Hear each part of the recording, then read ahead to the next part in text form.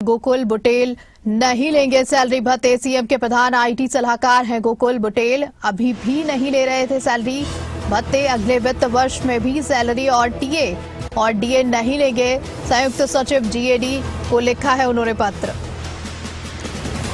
इस वक्त की बड़ी खबर निकलकर सामने आ रही है। आपको बता दें, गोकुल बुटेल भत्ते नहीं लेंगे, सैलरी भी नहीं लेंगे, टीए और डीए भी नहीं ले रहे थे अभी तक। संयुक्त सचिव जीएडी को उन्होंने पत्र लिखा है। गोकुल बुटेल अब नहीं लेंगे सैलरी। और इस खबर पर ज्यादा जानकारी के साथ हमारे साथ जुड़ रहे हैं प्रदीप ठाकुर। प्रदीप, अगर बात करें जिस तरह से गोकुल बुटेल सैलरी भत्ता नहीं ले रहे हैं, क्या अपडेट है इस पूरी खबर पर? आखिरकार भत्ता ना ले लेने की क्या वजह निकलकर सामने आ रही है?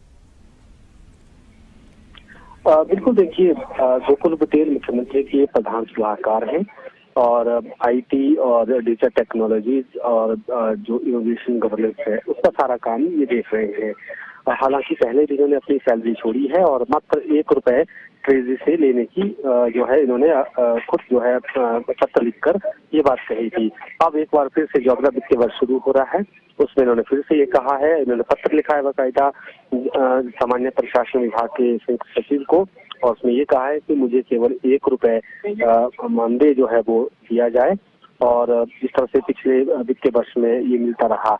लेकिन इसके साथ साथ टीए और डीए और बाकी भी जो भत्ते हैं वो मुझे ना दिए जाएं, क्योंकि पहले भी इनका ये प्रयास था और इसको इन्होंने कंटिन्यू किया है और उस स्थिति में किया है जब आरडीजी को लेकर चर्चा चल रही है।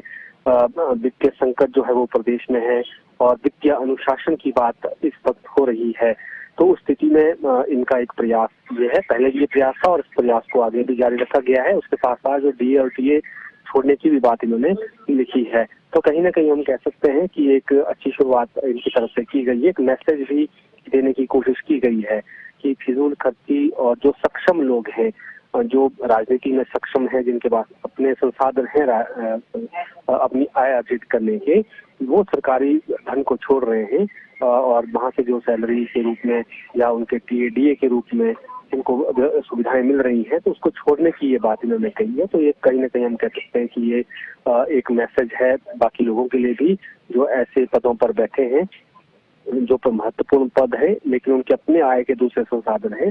तो इस तरह का एक मैसेज देने की कोशिश की गई। अब देखना ये होगा कि क्या और भी मुख्यमंत्री कार्यालय के या मुख्यमंत्री के नजदीकी जो लोग हैं जिनको नियुक्तियां मुख्यमंत्री ने दी है, क्या वो भी इस तरह का इनिशिएटिव लेते हैं, ये देखने वाली बात होगी। लेकिन गोकुल बुटेल जो जिनको कैबिनेट रैंक दिया गया है उनकी तरफ से ये ऐलान जो है आज किया गया है कि मैं अब सैलरी नहीं लूंगा और उसके साथ साथ टीए और डीए जो है उनका बनता है वो भी नहीं लेंगे।